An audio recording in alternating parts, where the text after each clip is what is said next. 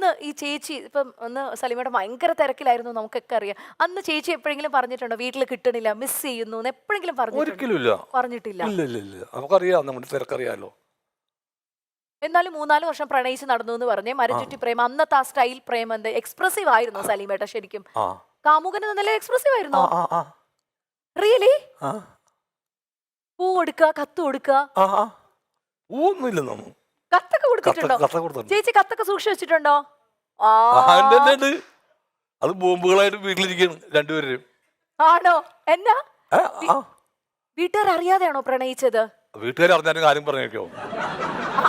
അച്ഛൻ ഞാൻ പ്രണയിക്കാൻ പോവേണ്ടെന്നുകൊണ്ട് പോവോ? അതൊരു പിള്ളേരുടെ മനസ്സിൽ വികാരമല്ലേ? അല്ല, ചേച്ചീനെ ലവ് അറ്റ് ഫസ്റ്റ് സൈറ്റ് ആയിരുന്നോ സലീമേട്ടന്? അല്ലല്ല, അല്ല, സംസാരിച്ചു മിണ്ടിയും പഴകി ഒരുപാട് സമയങ്ങൾ പിടിച്ചു. അപ്പൊ എപ്പോഴാണ് ഇത് സലീമേട്ടനാണോ ചേച്ചി തുറന്നു പറഞ്ഞത്? ആണ് ഫസ്റ്റ് ഐ ലവ് യു അങ്ങ് തുറന്ന് മുഖത്തടിച്ചു പറഞ്ഞു? അങ്ങനെയൊക്കെ പറയാൻ പറ്റും. എന്താണ് സിനിമ ഇത്? അല്ല, എനിക്ക് സലീമേട്ടന്റെ ആ ഒരു എക്സ്പ്രസീവ്നെസ് ഏത് ലെവൽ വരെ പോകുന്നു ഞാൻ ഇങ്ങനെ ആലോചിക്കാം. എത്രാമത്തെ പ്രണയമായിരുന്നു ചേച്ചിയുമായിട്ട്? അങ്ങനൊന്നുമില്ല. ഇല്ല, ആദ്യത്തെ പ്രണയം എന്ന രീതിയിൽ ആദ്യത്തെ പ്രണയം എന്നുള്ള രീതിയിൽ ചേച്ചി ലക്ക് ഹെന്നാ മൈ എന്റെ നമ്മുടെയൊക്കെ എടുക്കണെങ്കിൽ 5-6 വീക്ക് കഴിഞ്ഞിട്ട് ഞങ്ങള് കല്യാണം കഴിക്കുന്നേ. പ്രണയം എന്ന രീതിയിൽ ആദ്യത്തെയാണ്. ആണ്. അല്ലാത്തതൊക്കെ തമാശ കളിയില്ലേ, ആ അങ്ങനെയൊക്കെ ചെയ്തിട്ടുള്ളൂ. ഒരാളായിട്ട് ആത്മാർത്ഥമായിട്ടുള്ള ഒരു. എന്നാലും ചേച്ചിക്ക് ആദ്യമായിട്ട് മേടിച്ചു കൊടുത്ത ഗിഫ്റ്റ് ഏതായിരുന്നു സലീമേട്ടൻ? വാച്ചായിരിക്കുള്ളൂ. ഒരു ഓർമ്മ ചേച്ചി വാച്ചാണ്. ഇപ്പോഴും ചേച്ചി അത് സൂക്ഷിച്ചു വെച്ചിട്ടില്ലേ? അതെന്താ വാച്ച് സെലക്ട് ചെയ്ത് കൊടുത്തത്? ഞാൻ ദുബായി പോയപ്പോ, പ്രോഗ്രാമിന് ദുബായി പോയപ്പോ അവളെ വാച്ച് വാങ്ങിച്ചു. അവള് കല്യാണം ഉറപ്പിച്ചിരുന്നൂടെ? അങ്ങനെ വായിച്ചു. കല്യാണം ഉറപ്പിച്ചിട്ട് അച്ഛനമ്മമാർ അറിഞ്ഞപ്പോ എന്തെങ്കിലും യുദ്ധം അങ്ങനത്തെ പ്രശ്നം ഒന്നുമില്ല? അവളുടെ അച്ഛനമ്മയ്ക്ക് ലോട്ടറി അല്ലേ അടിച്ചേക്കണത്. അവര് യുദ്ധത്തിന് പോവോ? യുദ്ധത്തിന് പോവോ? യുദ്ധത്തിന് പോവില്ല. കാരണം എന്താ പറഞ്ഞാല് സലീമേട്ടനെ പോലെ ഇത്രയും സുന്ദരനും സുമുഖനും സൽസ്വഭാവിയുമായിട്ടൊരു ബ്രൂണോ സുൽത്താൻ ചേച്ചി ഇല്ലാന്നൊക്കെ കാണിക്കുന്നു. ബ്രൂണോ സുൽത്താനെ പോലത്തെ ഒരാളെയാണ് കിട്ടിയേക്കണത്. അപ്പൊ അമേരിക്ക യുദ്ധത്തിന് പോവോ? ഇല്ല. സിനിമയിലോട്ട് കേറിയിട്ടില്ലാന്ന്. അതിനെന്താണ്, കേറുമല്ലോ. അല്ല, ഭയങ്കര പൈങ്കിളി പ്രേമമായിരുന്നു ഇവിടെ. കാരണം നമ്മളിപ്പോ ഇന്നെന്ന് പറഞ്ഞാൽ വാട്സാപ്പില് യു കമ്മിങ് ഡാ, ഐ എം നോട്ട് കമ്മിങ് ഡാ, today let's go for A date night. ഇന്ന് ആ ഒരു ലൈൻ ആണല്ലോ. അന്ന് അങ്ങനെ കാണാനും മിണ്ടാനും ടൈമൊക്കെ നോക്കി അതെ, ഒരു രസമുണ്ടായിരുന്നു. ഇന്നത്തെ ഇപ്പൊ ഈ വാട്സപ്പ് ഒക്കെ ഉണ്ടായിരുന്നെങ്കിൽ കുറച്ചുകൂടെ എളുപ്പമായിരുന്നു എന്ന് ഇപ്പൊ സലീമേട്ടന് തോന്നുന്നു? ഇല്ല, എനിക്ക് അങ്ങനെ തോന്നാറില്ല. എനിക്ക് അത് തന്നെ സുഖം. ഒരു കത്തൊക്കെ കൊടുത്ത് കാത്തിരിക്കുക, അതെ, ബസിന്റെ ടൈമൊക്കെ നോക്കി ഇങ്ങനെ ഇരിക്കുക, അടിപൊളി ചായ കുടിച്ച് ഇങ്ങനെ ഇരിക്കുക.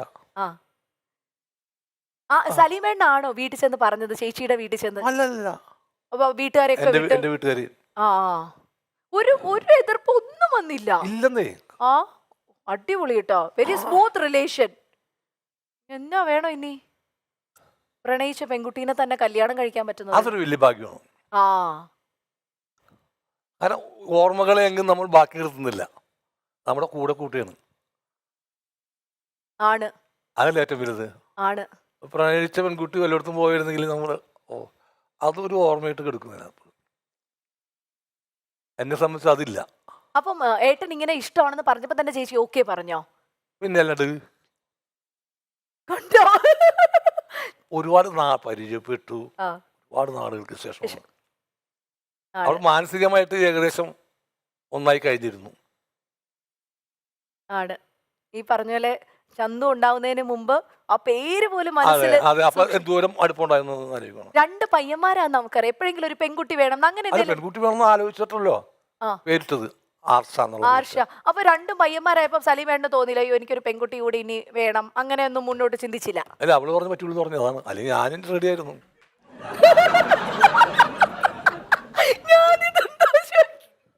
ഞാനീ പേരെന്ത് ചെയ്യും? ആർഷ എന്നുള്ള പേര് ഞാൻ ചെയ്യണം.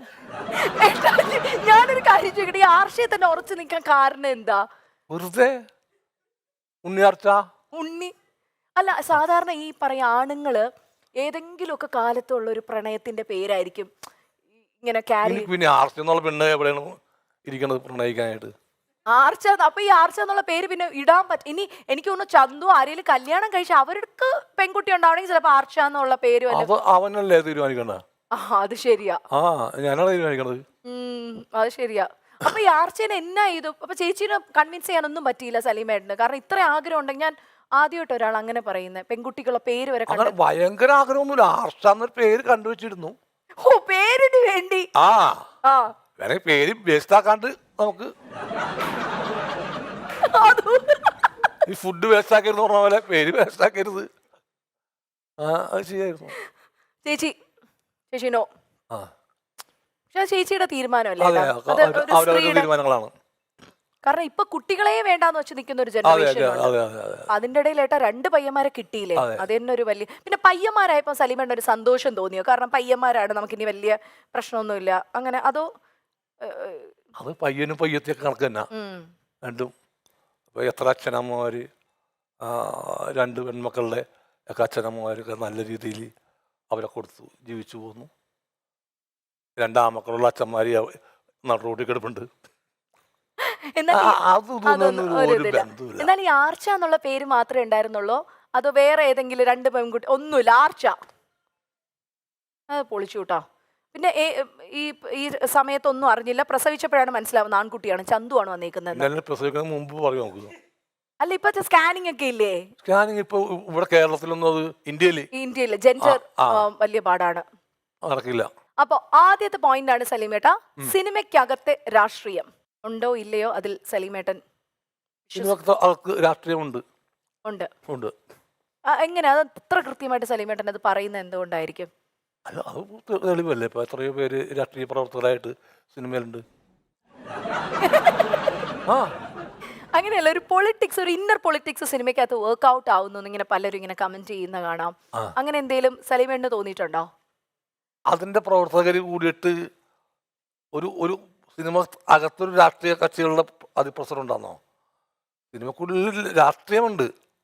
രാഷ്ട്രീയമില്ലാണ്ട് ഒന്നുമില്ലല്ലോ. ഒന്നുമില്ല, സാധാരണ ഒരാളിലും വരെ രാഷ്ട്രീയമുണ്ട്. ഇനി സൂപ്പർ സ്റ്റാർ ഇല്ലാതെ വിജയിക്കുന്ന മലയാള ചിത്രങ്ങൾ വിജയിച്ചോണ്ടിരിക്കുകയാണല്ലോ ഇപ്പോൾ. എപ്പോഴും വിജയിച്ചിട്ടുണ്ട്. ഇപ്പോഴല്ല, ആദ്യകാല സിനിമയുടെ ചരിത്രം തുടങ്ങി സൂപ്പർ സ്റ്റാർ ഇല്ലാത്ത സിനിമകൾ വിജയിച്ചിട്ടുണ്ട്. സൂപ്പർ സ്റ്റാറുള്ള ചിത്രങ്ങൾ പരാജയപ്പെട്ടിട്ടുണ്ട്. സൂപ്പർ സ്റ്റാറുള്ള ചിത്രങ്ങൾ വിജയിച്ചിട്ടുണ്ട്. അതിനൊന്നും ഒരു പ്രത്യേകത ഒന്നുമില്ല. അത് കഴിവുണ്ടായിട്ടും അവഗണിക്കപ്പെടുന്ന നടന്മാരുണ്ടോ മലയാളത്തില്? ഇല്ല.